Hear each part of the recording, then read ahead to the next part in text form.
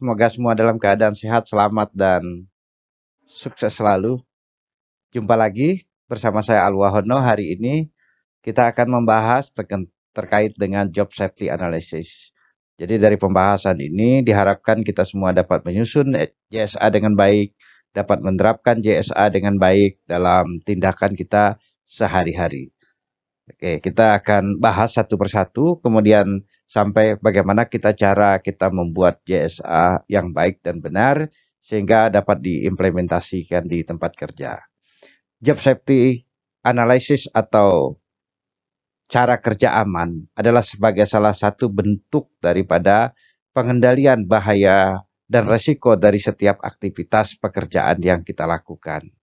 Nah, kenapa kita perlu JSA? Ada hal-hal yang mendasari yang patut kita menjadi perhatian, ya. Yang pertama adalah JSA itu kita perlu buat karena kita sadar bahwa setiap kecelakaan selalu ada penyebabnya. Jadi kalau ada terjadi kecelakaan atau insiden-insiden yang terjadi dan kita runtut, selalu ada sebab. Tidak akan kecelakaan terjadi begitu saja, tetapi kecelakaan selalu ada penyebabnya. Yang kedua, setiap tugas yang kita lakukan sehari-hari dapat diuraikan dalam urutan tahapan sederhana. Jadi setiap pekerjaan mulai bisa diurutkan. Langkah pertama apa, kedua apa, dan seterusnya. Kemudian setiap langkah tahapan pekerjaan dapat dikenali bahayanya. Ya, kita uraikan langkah-langkah, kemudian dapat kenal bahayanya. Dan setiap bahaya pada setiap tahapan tersebut dapat diatur atau dibuat atau dapat kita lakukan kendali atau dapat kita atasi setiap bahaya risiko yang muncul dari setiap langkah pekerjaan. Nah, inilah yang mendasari kenapa kita perlu membuat JSA dan melaksanakan JSA ini di tempat kerja. Kemudian yang berikutnya pertanyaan, siapa sih yang bertanggung jawab untuk membuat JSA? Nah, siapa orang yang paling bertanggung jawab? Apakah pekerja? Ya, pekerja mungkin menjadi kontributor, tapi siapa yang paling bertanggung jawab buat JSA adalah seorang supervisornya atau seorang pengawasnya. Seorang pemimpin langsung di tempat kerja, dialah yang melaksanakan dan paling bertanggung jawab terhadap JSA itu dilaksanakan. Dia membuat JSA, kemudian dia juga dapat melakukan pengawasan dan memastikan kalau JSA yang dibuat itu dilaksanakan dengan sesuai di tempat kerjanya masing-masing. Kenapa para pengawas? Ya, alasannya karena pengawas sendiri yang bertanggung jawab di tempat kerja itu menguasai dan mempunyai kepentingan langsung dengan setiap pekerjaan yang menjadi tanggung jawab atau menjadi tugas dari anak buahnya, di mana itu menjadi tanggung jawabnya. Mempunyai kepentingan langsung untuk menyelamatkan anak buah. Jadi kalau terjadi kecelakaan pada anak buah, sudah tentu itu tanggung jawab yang pertama adalah tanggung jawab para supervisor. Dan satu hal lagi yang sangat penting adalah seorang pengawas atau supervisor itu mempunyai catatan kecelakaan yang paling lengkap di tempat kerjanya. Kejadian-kejadian yang insiden, dermis, segala macam dia banyak. Sehingga untuk mempertimbangkan segala kemungkinan, langkah-langkah bahaya, risiko, dan pengendalian, peluangnya juga akan semakin besar. Nah, inilah alasan kenapa sih seorang supervisor atau seorang pengawas wajib untuk menerapkan dan bertanggung jawab terhadap job safety analysis atau prosedur kerja aman.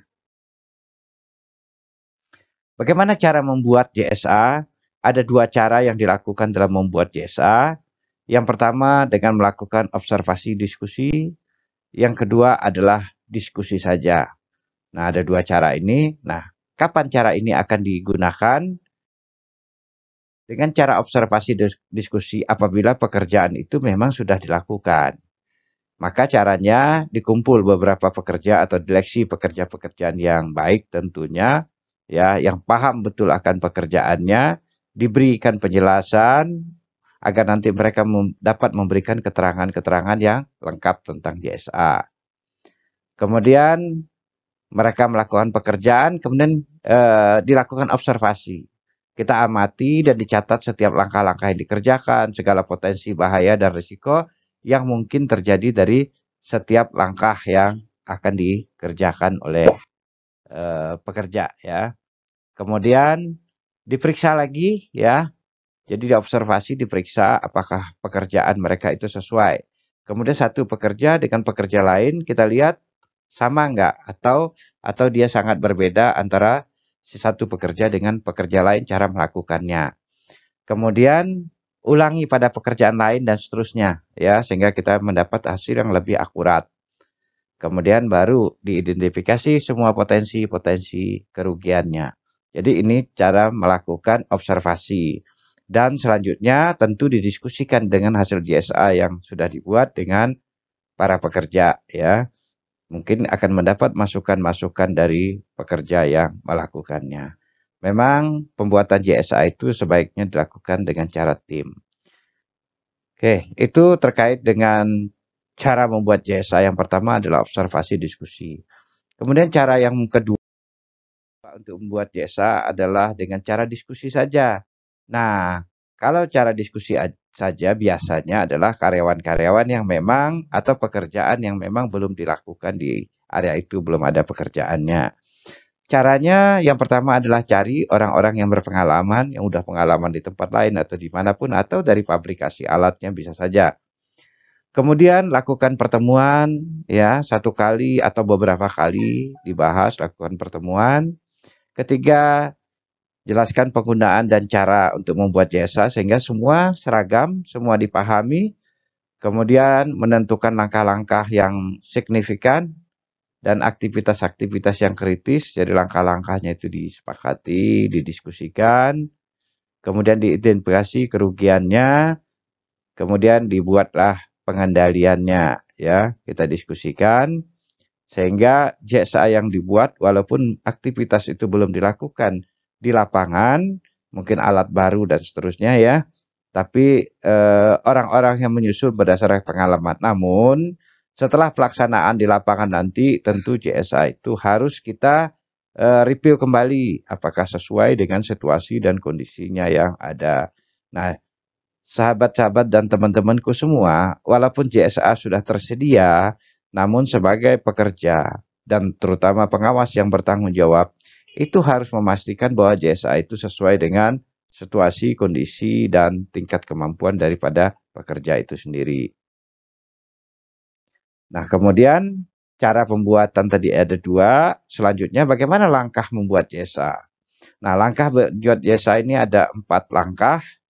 Langkah yang pertama adalah mengidentifikasi dulu atau menginventarisasi atau memilih pekerjaan-pekerjaan yang dianggap kritis, yang mempunyai bahaya risiko belum dapat kita terima sesuai dengan standar yang ada di dalam organisasi atau perusahaan kita masing-masing. Pemilihan pekerjaan ya mempertimbangkan ada nanti faktor-faktornya apa saja yang nanti kita akan lihat ya. Pertama, langkah pertama adalah memilih pekerjaan dulu. Nah, pekerjaan-pekerjaan yang kritis atau yang mempunyai bahaya risiko yang belum dapat kita terima, itu kita daftarkan menjadi JSA, menjadi daftar JSA yang akan kita buat. Ya, artinya ada 20 pekerjaan, setelah kita seleksi ternyata kita butuh misalnya ada 15 pekerjaan yang kritis yang nilainya belum dapat diterima ya. Nah, maka artinya di dalam departemen kita harus membuat 15 JSA itu. Setelah itu kita ambil satu persatu dari yang kita pilih tadi ya, satu persatu yang kita pilih misalnya kalau kita di FLAN atau workshop bagaimana cara misalnya mengganti aki misalnya kan. Mengganti aki itu seperti apa? Nah, kita ambil satu jenis pekerjaan itu, kemudian kita uraikan langkah-langkahnya. Langkah pekerjaan satu apa, misalnya mempersiapkan, kedua apa, ketiga apa, dan sampai selesai. Nah, itu dikerjakan dulu langkahnya. Nah, setelah langkah-langkah kita selesai lakukan identifikasi, dan kita diskusikan tentu langkah kerja apa saja dalam melakukan sebuah pekerjaan itu, kemudian dilanjutkan dengan mengidentifikasi bahaya dari setiap langkah. Langkah pertama misalnya mempersiapkan peralatan. Apa sih bahaya risiko dari langkah pertama itu? Nah, setelah tahu bahaya risikonya, kemudian baru ditetapkan bentuknya pengendalian.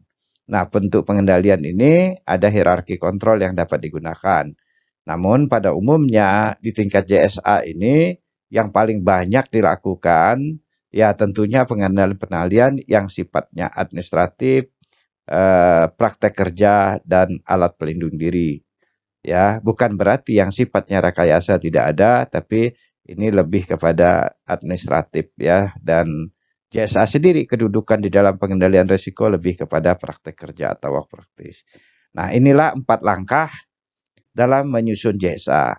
Kita lihat selangkah demi selangkah seperti apa. Di langkah pertama, waktu kita mengidentifikasi pekerjaan kritis, kita harus mempertimbangkan keparahan. Apakah kalau kejadian itu terjadi, misalnya kita hanya cedera ringan, kita cedera berat, bahkan berpotensi untuk fatal. Yang kedua adalah kekerapan atau frekuensinya. Kalau keparahan itu severity-nya, keparahannya. Kekerapannya seberapa sering ya orang melakukan aktivitas itu atau seberapa banyak orang melakukan aktivitas itu. Artinya paparannya yang dilihat. Ya, keberulangan atau paparannya. Kalau keparahan tadi severity itu keparahannya, kalau ini frekuensi itu banyak yang salah pengertiannya. Jadi bukan pada kejadian kecelakaannya, tetapi kekerapan atau frekuensi itu adalah lebih kepada paparannya. Jadi kalau satu orang bekerja dibanding 10, tentu paparannya lebih besar yang 10, nilainya tentu yang lebih banyak. Pekerjaan dilakukan secara rutin dan pekerjaan yang tidak rutin, tentu paparan tidak rutin tidak akan sebanyak yang rutin. Nah, tingkat keparahan ini diperhitungkan. Kemudian yang ketiga adalah probability atau kemungkinan terjadinya. Jadi kita memperkirakan kemungkinan terjadi kalau kita melakukan sebuah aktivitas ini, apakah ini mungkin terjadi tidak sebuah kecelakaan. Nah, peluang atau kemungkinan terjadi juga bisa melihat dari peristiwa-peristiwa yang sudah lalu. Kemudian ada satu hal lagi yang tidak kita perhitungkan, tidak perlu kita hitung-hitung keparahan, kekerapan, ada setiap pekerjaan-pekerjaan yang baru. Kalau pekerjaan-pekerjaan baru tentu perlu dianalisa, perlu dibuat JSA dulu ya. Karena pekerjaan-pekerjaan baru di tempat kerja kita, nanti kita harus mempertimbangkan ya segala resikonya, maka kita harus membuat JSA setiap pekerjaan baru. Nah, 4 hal inilah yang kita gunakan dalam rangka memilih pekerjaan yang perlu dibuat JSA atau pekerjaan-pekerjaan yang kritis. Kemudian untuk langkah yang kedua, yaitu ya kita melihat bahwa keparahan itu misalnya nilai 1, 2, 3, 4, terserahkan dengan perusahaan ini contoh saja. Untuk kekerapan jumlah orang yang melakukan misalnya sedikit banyak, seberapa sering dilakukan nih contoh saja. Nah, faktor peluang ini sebenarnya lebih besar kepada seberapa mungkin kejadian itu muncul. Nah, seberapa mungkin kejadian muncul tadi mempertimbangkan risiko, kerumitan, atau kesulitan daripada pekerjaan dan kemungkinan kerugiannya. Kemudian tadi faktor tugas baru, semua tugas baru kita anggap kritis ya. Biar menjadi perhatian kita, jangan sampai ada tugas baru, ini kan belum dilakukan, tidak perlu JSA. Nah, oleh karena itu, setiap tugas baru dianggap tugas yang kritis. Lanjut ya. Jadi nanti teman-teman semua, silakan nanti untuk mempraktekkan JSA ini bisa selembar kertas ya, dicoret-coret nanti sehingga kita bisa menilai atau melakukan praktek dari identifikasi kritis sampai dengan pengendaliannya. Kemudian langkah JSA yang kedua ya. Yang kedua adalah menguraikan tahapan pekerjaannya. Jadi tahapan pekerjaan mulai dari persiapan sampai pekerjaan selesai, itu semuanya dibuat tahapannya. Karena bentuknya itu pekerjaan, maka tahapan pekerjaan biasanya ya, tahapan pekerjaan itu diisi di kolom yang ini ya. Jadi diurut ini dulu, ngerjain ini nanti belakangan ya, ini dulu diurutkan. Satu-satu diurutkan ya kan. Nah, sebaiknya memang menulis kata-kata untuk memudahkan saja di awal dengan ya, mempersiapkan peralatan, mengangkat dan seterusnya lah ya.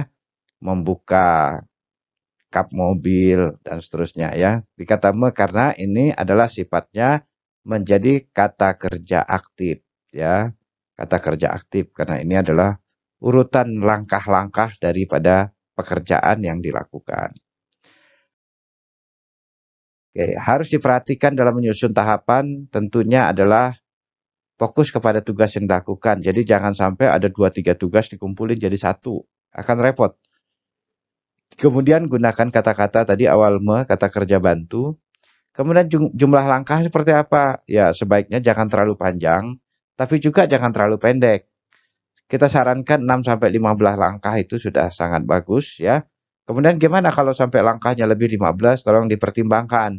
Apakah itu menjadi JSA yang tetap digabungkan atau sebaiknya JSA sendiri ya. Kemudian tahapan dimulai dari penyiapan peralatan ya dan diakhiri dengan merapikan peralatan. Jadi kondisinya rapi seperti semula.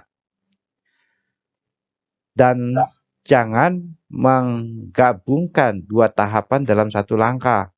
Misalnya membuka dan menutup kap, membuka dan menutup misalnya plak oli ya dan seterusnya ya. Jadi tetap kita menggunakan setiap tahapan. Jadi bukan menggabungkan 2 tahapan atau 2 tugas yang berbeda. Kemudian pembuatan JSA juga tidak terlalu detail ya, yang kita mempertimbangkan langkah-langkah yang mengandung bahaya dan risiko tentunya ya, dan tidak terlalu umum ya. Terlalu umum mempersiapkan alat, mengganti aki dan membersihkan alat, ya, itu tidak menggambarkan tahapan dari pekerjaan ganti aki itu sendiri. Kemudian seperti kata-kata logout, tag out itu lebih baik dimasukkan di pengendalian, bukan di langkah pekerjaannya tapi di pengendalian. Seperti pasang ganjal kalau kita lagi parkir mobil, sebaiknya juga dimasukkan dalam pengendaliannya. Kemudian ada lagi terkait dengan parkir dan P2H, itu dimasukkan dalam langkah kerja. Nah, kegiatan parkir sendiri sudah merupakan pekerjaan yang memerlukan langkah-langkah sendiri. P2H pemeriksaan harian atau pre-check ini juga sama ya. Mulai dari ngecek naik unit, turun unit, keliling unit dan seterusnya, buka kap mobil dan seterusnya sesuaikan dengan unit yang kita lakukan pemeriksaan hariannya. Nah, oleh karena itu langkah-langkahnya ya tidak dimasukkan dalam langkah dalam satu pekerjaan terkait dengan misalnya pekerjaan pengoperasian alat dilakukan pre-check ya. Pre-check sendiri sudah beberapa langkah di dalamnya, sebaiknya dikeluarkan saja. Oke, selanjutnya kita contoh, ini ada pekerjaan mengganti oli tadi yang saya sampaikan. Maka tahap pertama kita siapkan alatnya, menyiapkan peralatannya. Kemudian langkah kedua adalah membuka kap engine. Ya, tahapannya kita susun dulu satu-satu. Membuat membuka drain plug-nya. Drain plug-nya itu kita buka, kemudian kita kasih tadahan di bawahnya atau tempat penampungan dari oli-oli sehingga tidak mencemari lingkungan. Kemudian setelah olinya bersih ya, kemudian kita buka tutup pengisiannya ya. Tutup pengisiannya kita buka, yang dari atas buka, di bawahnya udah buka, atas buka. Kemudian agar olinya bisa turun dengan habis ya, bersih tentunya ya. Kemudian baru nanti plug di bawah ditutup, baru diisi olinya ya, kemudian ditutup ya, kemudian kap engine ditutup dan alat rapi. Nah, ini saja pekerjaan sederhana ganti oli, sudah ada 9 langkah pekerjaan di dalamnya. Nah, setelah ini baru langkah yang berikutnya, yaitu kita nanti baru menyusun langkah untuk identifikasi bahaya. Ya, dalam menyusun identifikasi bahaya ini sebaiknya kita kata-kata yang memang lebih tepat ya. Jadi kalau terjepit oleh apa, kalau terbentur oleh apa. Karena nanti akan mempermudahkan di pengendalian terhadap bahaya risikonya. Jadi pengendalian risikonya mudah. ya, pengendalian bahaya risikonya. Nah, misalnya tangan terjepit oleh, kepala terbentur oleh, gitu kan, kemasukan benda, terkena temperatur ekstrim, terhirup gas, terjatuh dari, tergores, dan lain-lain, ya. Memang kalau mau lebih pas kata-katanya, ini menggunakan kata ter. Kalau tadi kalau ini lebih kepada ter, ya, karena ini lebih kepada dampaknya.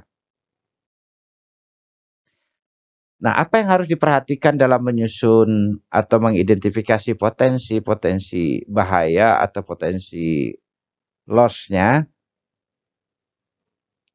Potensi kerugian harus jelas, misalnya tangan terjepit, kap engine, jari tangan terbentur engine, kaki tertimpa tools, ya. Utamakan potensi kerugian pada manusia, ya, peralatan dan lingkungan. Dalam satu tahapan, potensi kerugian bisa lebih dari satu, ya. Jadi identifikasi bahaya, risiko atau kerugiannya dalam satu langkah bisa beberapa. Nah, dari setiap nanti bahaya risikonya dikendalikan satu persatu. Oke, kita contoh ya. Contoh potensi kerugiannya, ya, loss-nya atau bahaya risiko lebih banyak, ya. Kerugian misalnya menyiap peralatan bisa saja kaki tertimpa tools. Kalau seandainya peralatan itu berat, bisa saja nanti cedera punggung. Ya, kalau ini nggak berat, ya nggak sampai ke cedera punggung. Kemudian membuka kap engine, ya, jari tangan bisa terjepit dan seterusnya, ya. Kemudian membuka drain plug oli yang ada di bawah engine itu, ya, jari tangan terbentur engine bisa, ya. Jari tangan tersiram oli panas.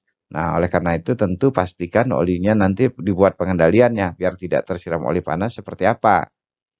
Nah, ini contoh LP. Kalau dia unit-unit yang lebih besar, ya, mobil-mobil operasi, ya, tentu lebih besar lagi. Kemudian membuka tutupan pengisian oli, jari tangan tergores, dan seterusnya. Nah, inilah potensi kerugian yang kita identifikasi dari setiap langkah-langkah tadi. Oke. Kemudian kita masuk ke tahap berikutnya adalah pengendalian bahaya. Nah, pengendalian dari bahaya risiko atau mengendalikan agar tidak rugi menggunakan 4 hierarki pengendalian. Hierarki pengendalian adalah sifatnya engineering atau sifatnya rekayasa, dapat aja berbentuk seperti elemasi, substitusi, dan rekayasa itu sendiri. Yang kedua adalah metode administratif, ya, cara administratif, misalnya membatasi orang yang masuk ke area kerja, menyerahkan pekerjaan pada orang-orang yang kompeten atau perusahaan-perusahaan yang ahli di bidangnya, dan seterusnya.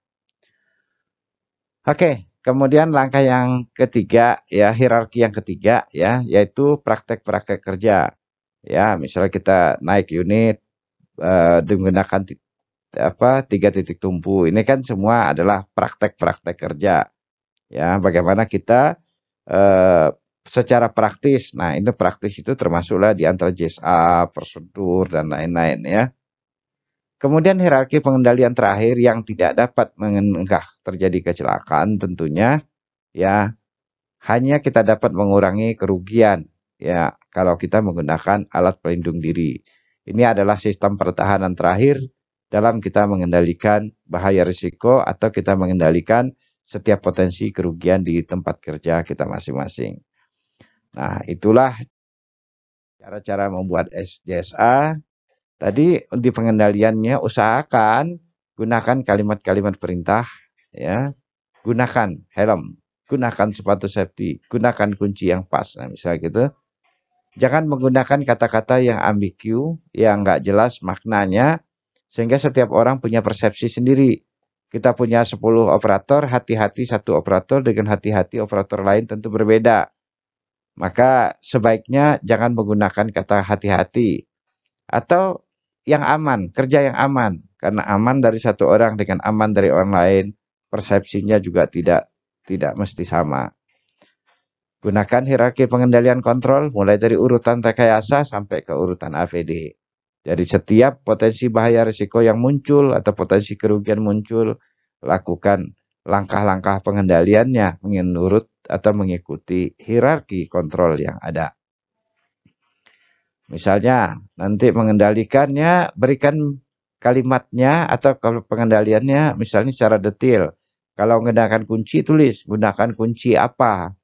Jangan sampai gunakan kunci malah dipakainya kunci Inggris, bukan kunci yang nomor ya, nomor berapa.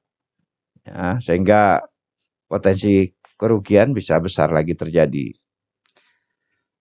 Pengendalian jangan merujuk kepada prosedur. Prosedur biasanya adalah aturan yang lebih tinggi.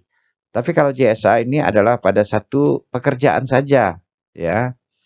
Kemudian pengendalian adalah pengendalian yang bisa dilakukan oleh pekerja yang melakukan tugas. Jadi bukan dilakukan oleh manajemen. Karena JSA itu adalah tingkatnya dari pengawas langsung sampai kepada pelaksana di lapangan. Maka pengendalian dilakukan cukup pengendalian yang dapat dilakukan oleh para pekerja di lapangan, bukan oleh manajemen. Nanti kalau manajemen masuk ke risk management, ya, identifikasi bahaya, penilaian risiko, dan penetapan pengendalian. Nah, ini contoh ya, lengkap ya, contohnya.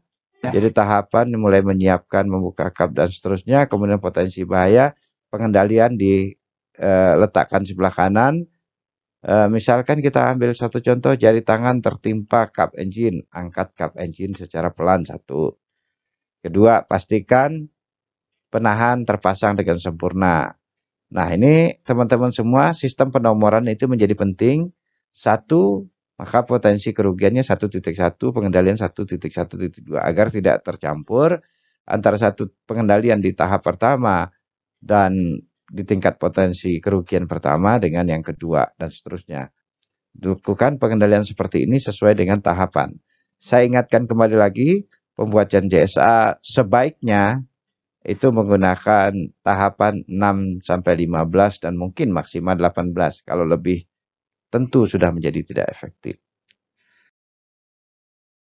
Penggunaan JSA apa saja? Ya, JSA itu banyak sekali manfaat dan kegunaan JSA.